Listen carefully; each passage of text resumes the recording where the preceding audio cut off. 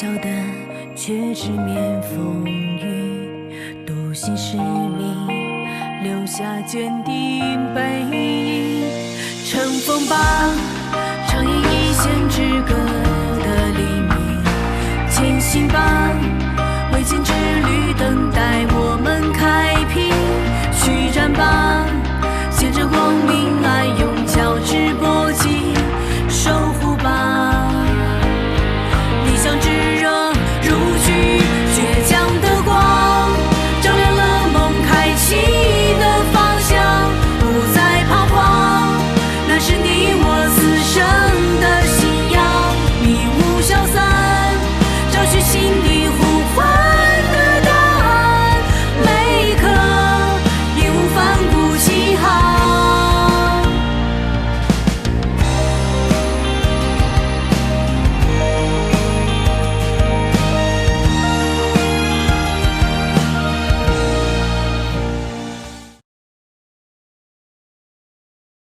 从企业的合规性出发，这里面有很大的风险。罗老师，您说的这些我都知道，可是现在我陷入两难了。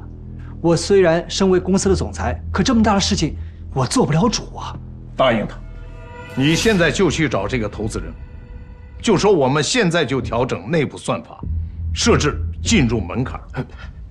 董事长，老罗，这件事情啊，我反复的考虑了。应该不属于是刑事犯罪，最多也就是一个违规罚款。但是这个也是以后的事情了，因为知道内部算法的人并不多。如果今后如我们所愿，那么所有的客户量还有效益都将大大的提升，那罚的款又有什么呢？所以我认为这个买卖是非常划算的。中国不是有句俗话吗？叫舍不得金子弹，就打不了金凤凰。市场就是这个道理，稍纵即逝。如果在市场中你还左右的摇摆，那你将一事无成。所以，我今天要求您二位，对于今天开会的内容就不要对外扩大了。穆恩啊，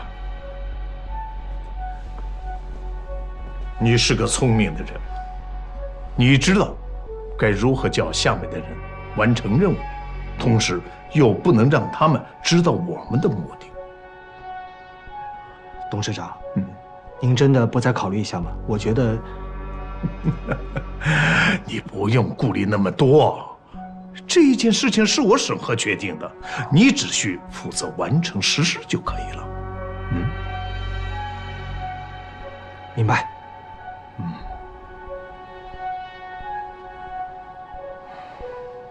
你怎么又来了？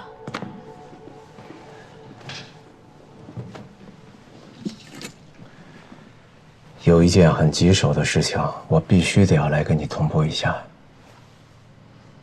什么事情啊？你的一位朋友，赵继凯。他不是我的朋友，谁跟你说他是我朋友的？好吧，反正有人告诉我，赵继凯他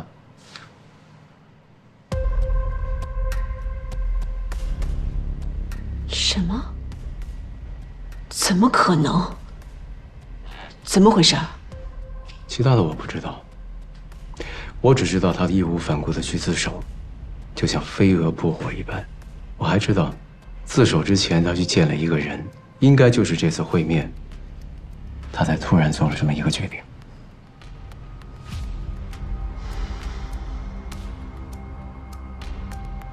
吴律师，到底是谁委托你来跟我说这些的？一位姓李的美女律师。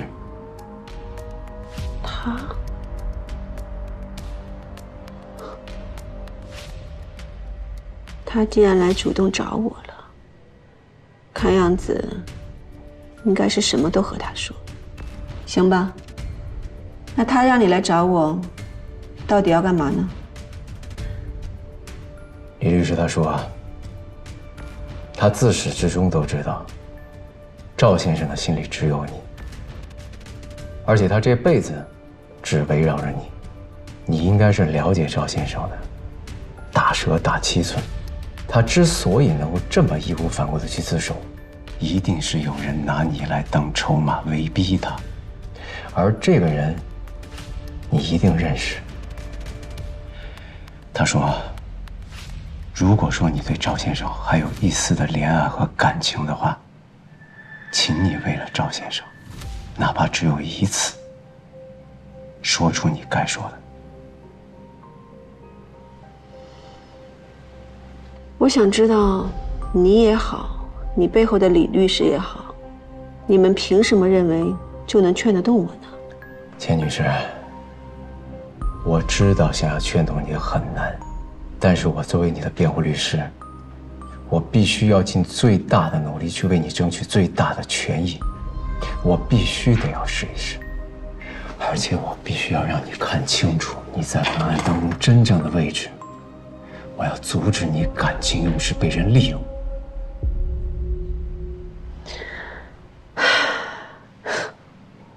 真的是天意啊！虽然我没有见过他，但是我能感觉到，他应该挺爱他的。其实他俩挺像的，他俩才是那种感情用事的家伙，会为了那些看不见摸不着所谓的爱情义无反顾。哼，太傻了，实在是太傻了。你要知道，在这个牢笼里面，只要失去自由的每一秒钟，那都是煎熬。我知道，他是完全受不了这苦的。我打断你一下，钱女士，既然你已经知道了，那你就说吧，不要让他去替别人背黑锅。你要让我用那个人去换取他的自由，我想告诉你，我做不到。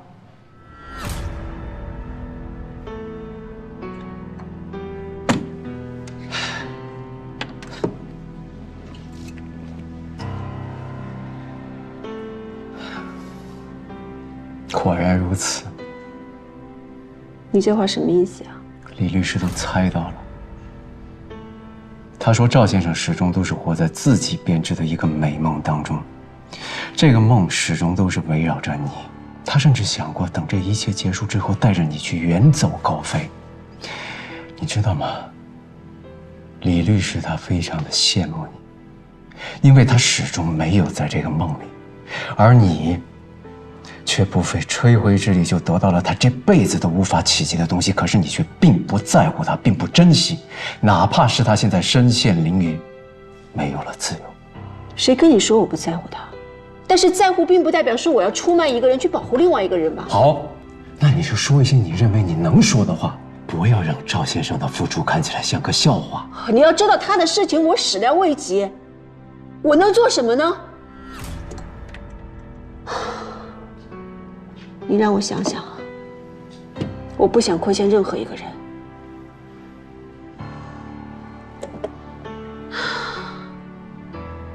你早已经脱胎换骨，那些陈年往事，哼，就让它过去吧。这一切或许都是天意，我能说什么？行吧。既然他都已经派你来了，我就给他一个机会，也让他知道一下什么叫听天由命，什么叫彻底死心。我这儿有个地址，你一字不落地传递给他。请说。还要让他记着，不要抱任何希望。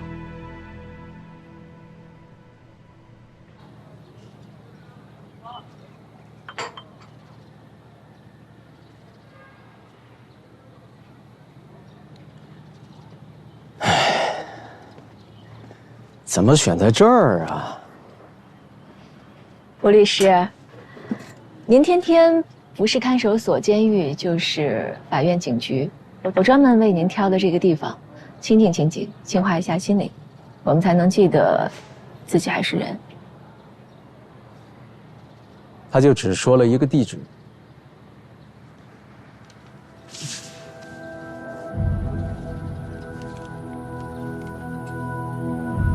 就是这儿。这么说，你真的想离开汇泉？我有种预感，大厦将倾啊！我不想被埋在地底下。那就相信自己的预感，就离开吧，我支持你。我不是一直说吗？这个工作呢，你开心就做，不开心呢，那还不如回家做自己喜欢的事情。啊，对了，我还没跟你说，前几天，安妮约我见了一面。他说，汇泉有问题。他倒没明说，安妮原则性很强，她不可能跟任何人透露关于案件的事情。但我从她的态度中隐隐约约地感觉到，汇泉出事了。那就赶紧离开。即便是以后有什么问题影响到你，不是还有我吗？我不能因为我个人的问题影响你的前途。你肯定还有上一步的空间和机会。老罗，你看我们都这把岁数了，就不能再对不起自己了。最近呢，我也想了很多。你看，就像咱们俩的事儿吧，小婷到现在还不知道。哎，要不找个机会跟她说了吧，公开算了。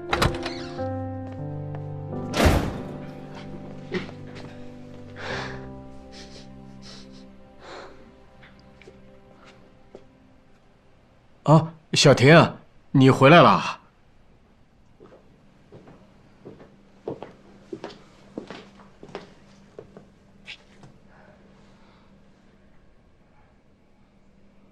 我终于想起来你是谁了。啊，小婷啊，叫许阿姨。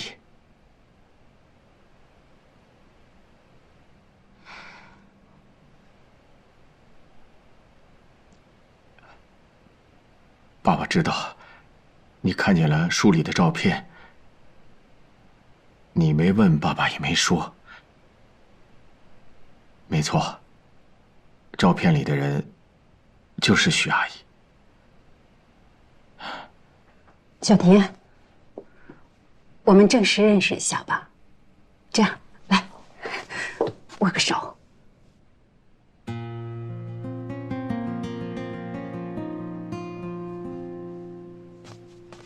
小婷，你怎么回事啊？你怎么这么没礼貌啊？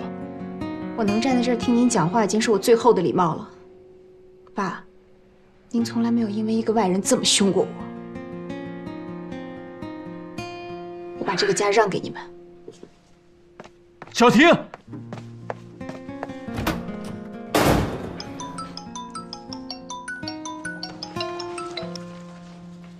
喂，小婷儿，怎么了？安妮姐，我爸刚才在家里跟一个女人幽会，他还为了维护她，跟我不高兴了。因为这个事儿啊。我看你哭得太大声了，我还以为你受了什么委屈呢。小婷啊，这个事儿呢，我早都知道了。是这样，你先冷静一点，你先听我说啊。我知道你现在一时很难接受这个事情，但是罗老师呢，他也得有自己的生活，毕竟师母她也已经走了很多年了。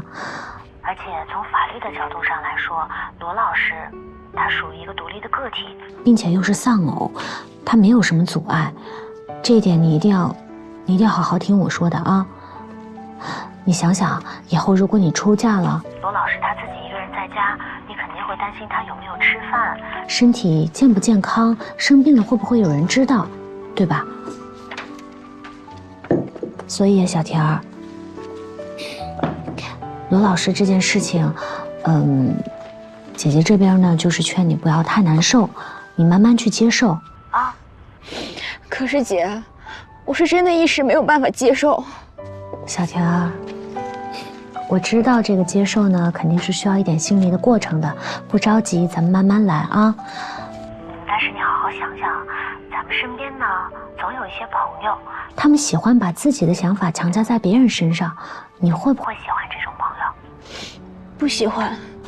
而且我们的父母呢，也像我们的那些朋友一样，都是平等的，对不对？但是姐，我其实可以接受，只是太突然了，我就是气他瞒着我。我就知道你是一个明白的姑娘，你也已经长大了。哎，你现在在哪儿啊？我在公园里，刚刚跟他不高兴了，我就自己跑出来了。哎，你赶紧回去吧，罗老师该担心了，都这么晚了。姐，你放心吧，我自己冷静一会儿就好了。哎，小天儿，要不这样，我现在手头有点急活，我跟大伙儿请个假，我过去送你，你把地址发给我啊。罗小婷是吧？啊，来，把电话给我，我跟他说。小婷啊，我是你何大哥。你看这样行不行？我让那个张小北去找你，然后把你送回家。哦，那行，那我一会儿把定位发给安妮姐。女人受了委屈啊，就得男人去哄，这叫一物降一物。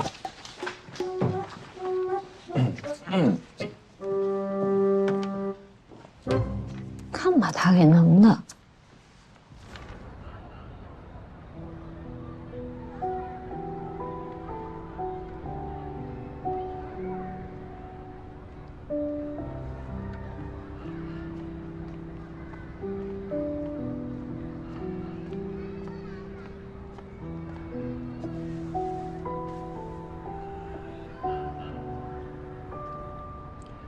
听说你遇到点事儿啊？还不是我爸的事儿。要我说呀，你就是被宠坏了。其实小婷，你特幸福，我真的挺羡慕你的。你看看我爸病了这么多年，我妈走的又早，后来我姐又牺牲了。你根本就不知道我跟我爸过的是什么日子。家里面就俩光棍儿，没一个女人哪儿叫家呀？所以这些年，就这么对付着凑合过。我爸要是还在的话，他要是真能找到他自己的幸福，我特替他高兴，真的。你说我们年轻人，父母一辈子为了我们。等他们老了，我们还要去约束他们，我觉得有点自私了。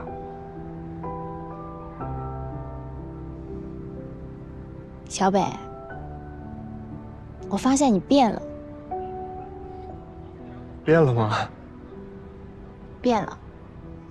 啊，咱们得有正事儿嘛。我最近正准备考辅警呢。你要去当辅警啊？之前我干了那么多混事儿，想要直接当警察，可能有点不太现实，所以我就想先从辅警干起嘛，至少我能离我姐近点。哎，还有件事儿，梁颖还记得吗？我昨天跟她打了个电话，我跟她说了，我说我已经找到我自己正确的人生。她说她也找到了一个适合她的地方，也做着有价值的事儿呢。那太好了，我也想衷心的祝福他一下，希望他能忘掉过去那些不幸，好好重新开始。你就不想祝福我重新开始啊？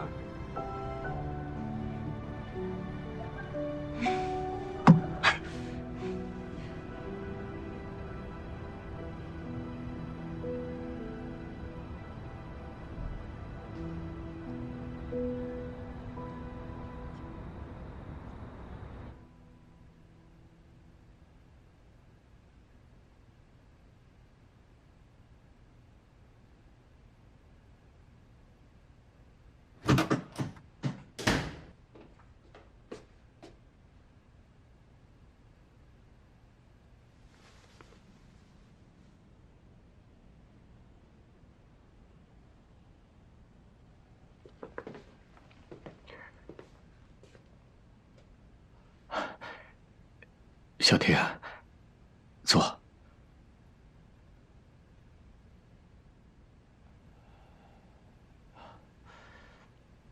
爸爸刚才失态了，向你道歉。爸，我就问您一句，您和许爱玲到底是什么时候开始的？是我妈妈活着的时候吗？在你妈妈去世之前，我和你许阿姨没有做任何对不起她的事情，这一点，我可以以你妈妈的名义向你发誓。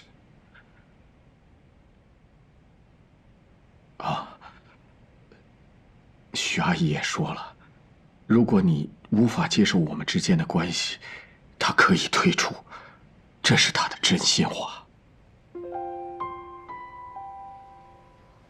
爸，不用。你们要是真心想要在一起的话，就请他来家吃顿饭吧。我们正式认识一下，顺便我也跟他道个歉。刚才安妮姐跟小北都已经劝过我了，我觉得他们说的对，我就回来了。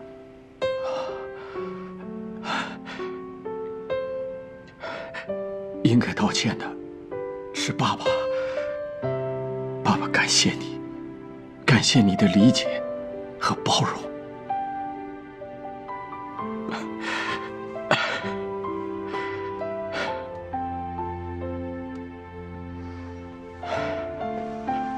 爸，您没吃饭吧？我给您煮饺子去。哎，好。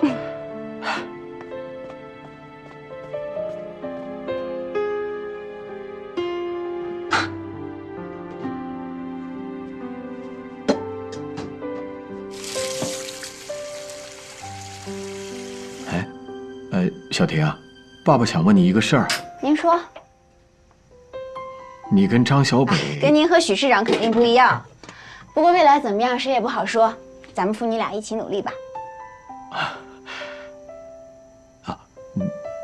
你之前怎么突然回来了？哦，今天有人给我发了个私信，说咱们家煤气泄漏了，然后我就赶紧跑回来了。私信？谁发的？我也不知道，是个陌生账号，不过现在已经注销了。我之前还把这个账号发给安妮姐，想让姐帮忙查一下，但是安妮姐没同意，说是不能以公谋私，跟平台查这个账号，而且也没有任何证据指向有人涉嫌违法了，所以现在只能当做恶作剧处理。哦，我知道了。爸，哎，我多句嘴啊。哎，您看，您现在还在汇泉，许阿姨的身份毕竟有些敏感，您看您是不是？爸爸知道你想说什么，放心，爸心里有数。其实，你回来之前，我和你许阿姨正在商量怎么离开汇泉。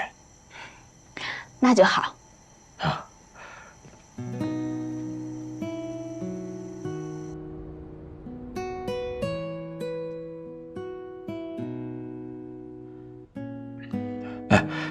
艾琳，我正要去参加一个活动，小婷怎么样了？啊，没事，已经回来了。她对咱们的事也不再坚持反对了。小婷是个好孩子，你不应该那样对她。我给你打电话是想告诉你，小婷今天突然回来，说接到一个信息，家里的煤气出了问题。这事儿我越想越不安。这种感觉以前也有，很准确。老罗，我觉得你是不是想太多了？你不明白，我要从汇泉辞职，马上离开这个是非之地。老罗，这个事情啊，我们今天已经讨论过了。无论你做什么决定，我都全力支持你。我以后的生活，只要你和小婷好，其他的都不重要。听到了。好的。好，挂了啊。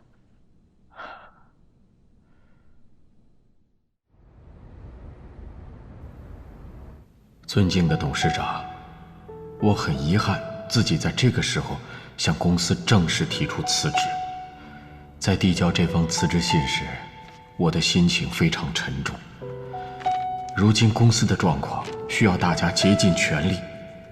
由于我状态不佳，个人的一些事情已经影响到了我的工作，感觉自己无力为公司做出相应的奉献，因此恳求允许分开，望董事长能批准我的辞职。我非常感谢董事长对我的赏识，最后祝愿慧泉能够成为您心中的样子，也希望慧泉能够绝处逢生，走向光明。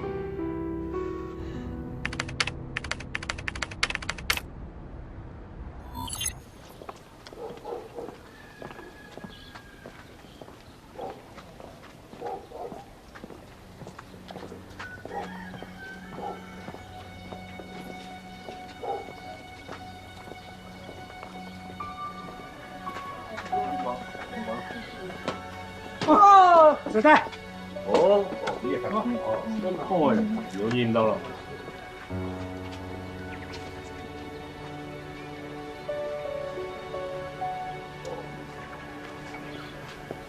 你好，他们人呢？吃饭去了。你怎么不去啊？我等你啊。等我啊？我等你跟我讲小贾电话里跟你说的内容。嗨，哎，怎么样啊？小贾怎么说？你猜猜周思月的妈妈姓什么？姓周啊。我这问题问的是不是有点无聊啊？他妈就是姓周，叫周玲。年轻的时候啊，特别漂亮。从长春的护校毕业以后，就去了福建，没几年就大着肚子回去了。这家里人怎么问，他什么也不说。再后来就是小贾说那情况。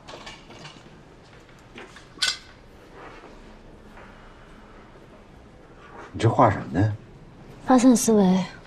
我思考事情时喜欢用这种思考方式，比如说从怀疑到线索再到证据，这样会有助于我的思考程序。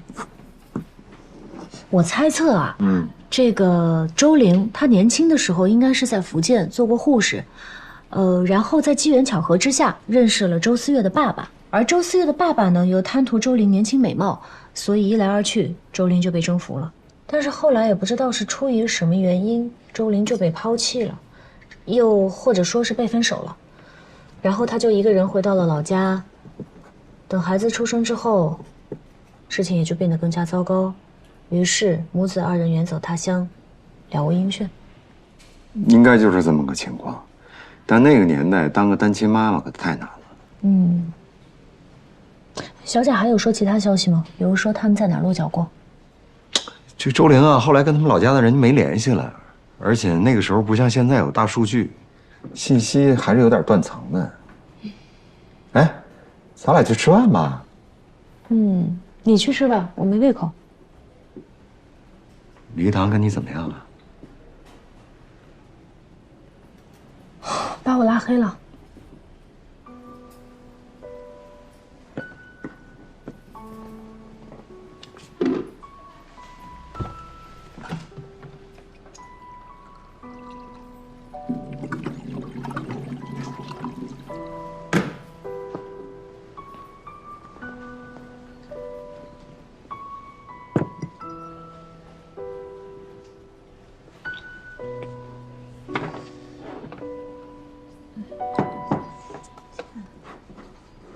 有人吗？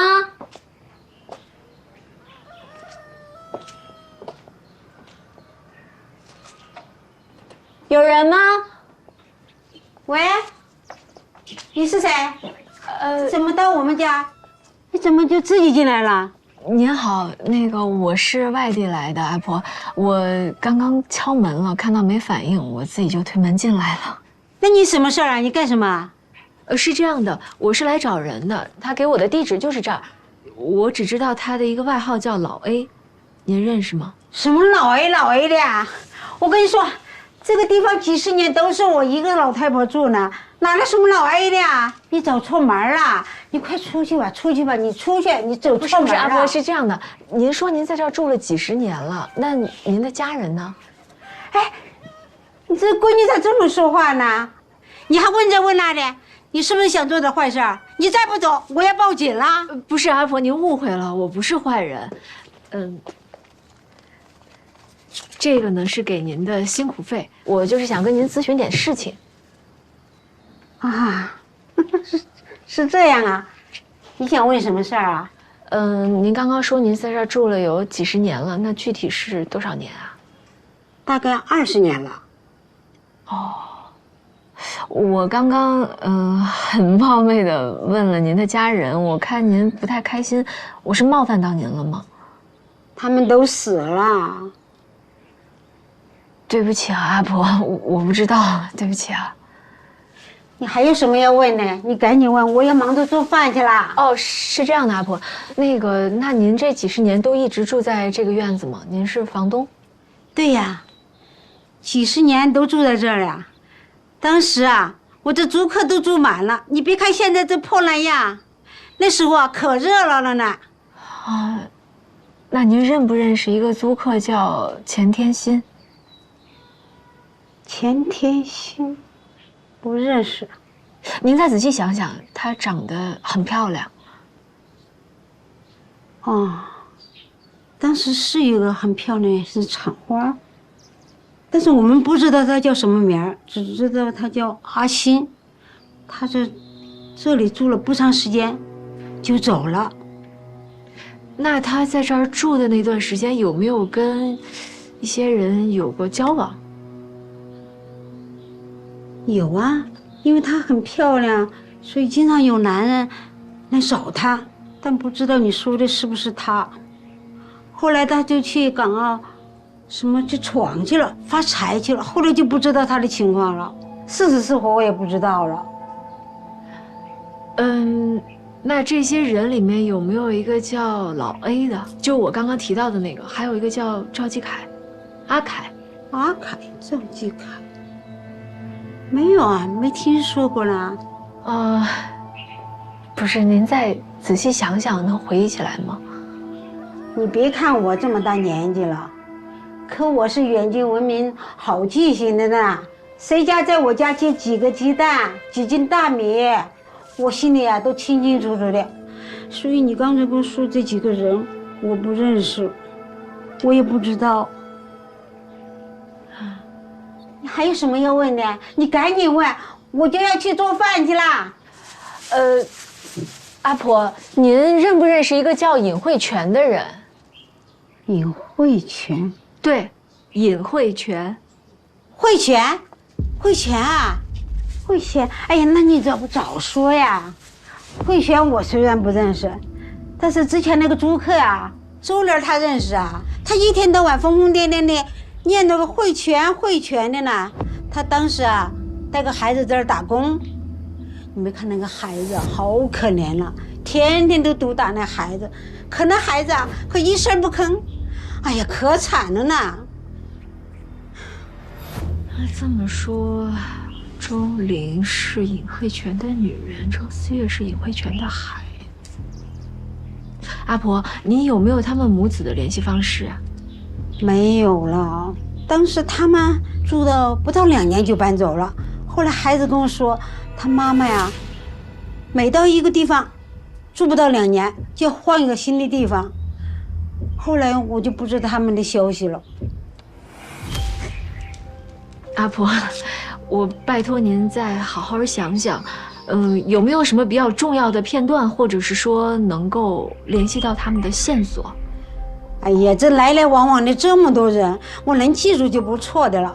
我知道的都告诉你了，哪还有什么线索呀？你该问的也问了，我知道的呀都告诉你了。你这个钱没白花，你还有啥事啊？赶紧问，我真的要去做饭了。这样，阿婆，我呢会在这儿再住个1、2天。如果您到时候想到什么的话，随时给我打电话。到时候呢，这些就都是您的了。李义堂，李律师啊？对。哦，好，那我就按这个名片联系你。好的，那我先走了。打扰您了，阿婆。好。哎，那你慢走。哎，好，慢走了。哎，钱天心，我们是江城市检察院的，今天依法对你……哎，行了，陈词滥调的我都快背下来了。哎，你说你们又不是机器人，能不能不要每次的开场白都一模一样啊？不是，怎么就你这么多事儿啊？按照规矩，我们都要把这些说清楚的。每一次对你进行审讯，都是全程录音录像的。看来你今天心情不太好啊。既然我们都已经是老熟人了，能免的也就免了。钱天心，你的案件马上就要宣判了，怎么样？紧张吗？紧张？都这个时候了，有什么好紧张的呀？不就一个字吗？死。果然是一个见过世面的人啊。该享受的我也已经享受了，也没什么遗憾了。嗨，无所谓。确实，我确实亲眼见过你的穷奢极欲，但你现在人都已经进来了。我本来还想劝你交代清楚赃款的去向，积极退赔，对你的量刑有好处。但我也看到你的态度了，你是个连死都不怕的人。那你还来问什么呢？因为我好奇呀，我好奇这钱对你来说真的就这么重要吗？你说你死了，这些钱你也带不走，而且你不可能拿去造福人类，唯一的结果就是外头的人帮你花，替你去享受这一切呀，对不对？你到底想说什么呀？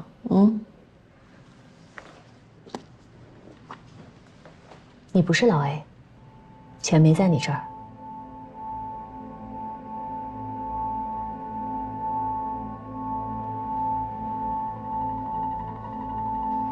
你们的诈骗体量、受害人的钱款金额都是巨大的天文数字，我帮你算了一下，除去你的挥霍，剩下的钱还是完全不成正比。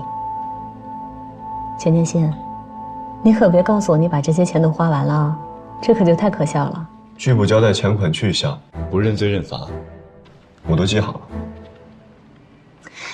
我处理过太多跟你情况类似的案件了，他们当中的一些头目确实是挥霍无度，抓到他们的时候，能够追回受害人的钱款根本就所剩无几。不过他们都是用在自己身上，要么就给了家人来改善生活，但到你这儿却恰恰相反。首先，你那个外国老公是个什么情况，你自己心里也应该很清楚。我们也通过当地的警方调查过了，他根本就没什么钱。其次，这些赃款无迹可寻，就算你把钱都花光了，不可能一点踪迹都没有。再者，你这态度明显就不对哈，哪会有人觉得自己活够了呢？最后，根据我们的调查分析，从胡德旺开始，你们的内部就出现了一些问题，说白了，就是目标不统一了，不然也不会出现法庭上的滑稽的一幕。钱天心，你真的不期望从轻处理、从宽处罚吗？安妮检察官，我已经是个阶下囚了。你是一个很有经验的老手，你知道这些违法所得不容易被追回，你笃定了所有的赃款分散之后，通过层层转移流向海外的账户，我们就拿你和你背后的高手没有一点办法，对吧？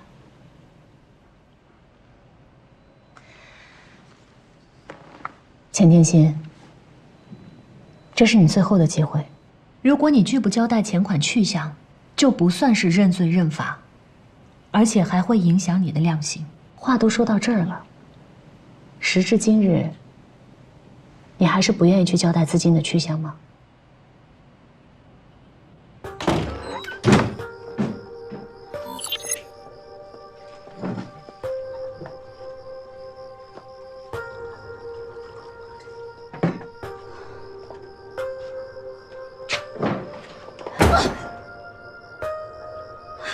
你谁呀？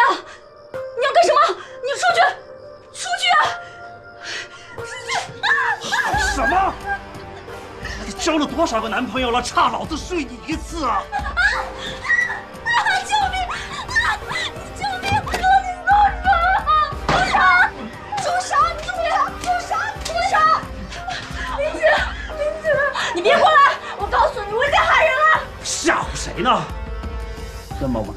也可以出来。这周围人见这事儿见多了。林姐，喊什么出去！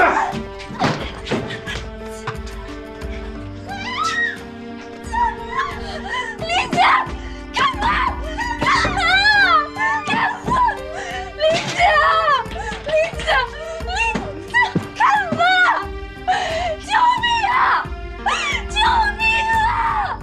救命啊！救命啊！救命啊！有人吗？救命啊！有人吗？有人吗？救命啊！救命啊！有人吗？有人吗？救命啊！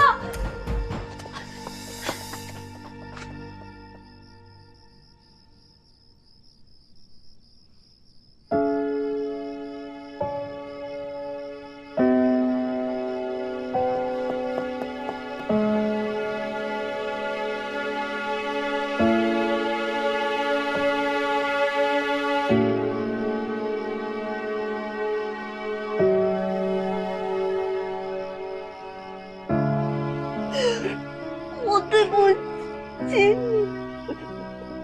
我对不起你。我已经没什么盼头了。你不一样。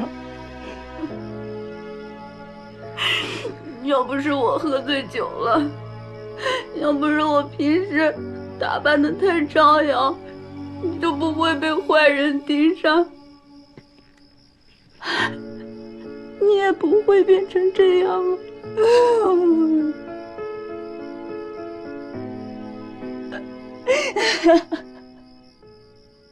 一切都是命中注定的。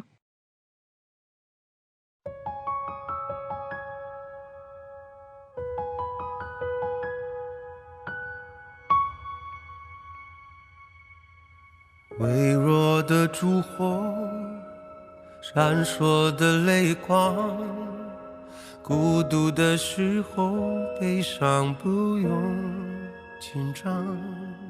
如果失去方向，最怕去幻想，再远也不过是远方。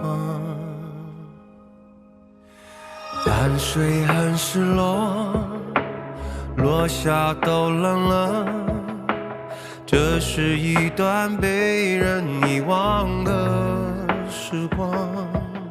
曾经我的双手，就算换了形状，只要剩下一个跳动热血的心脏。暴风雨很漂亮，可以自由的疯狂，也许这更像是命运乐章。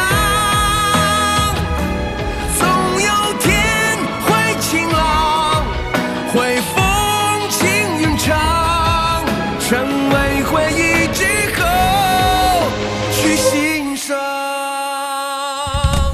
淡水很失落，落下都冷了，这是一段被人遗忘的时光。曾经我的双手，就算换了形状，只要剩下一个跳动热血的心脏。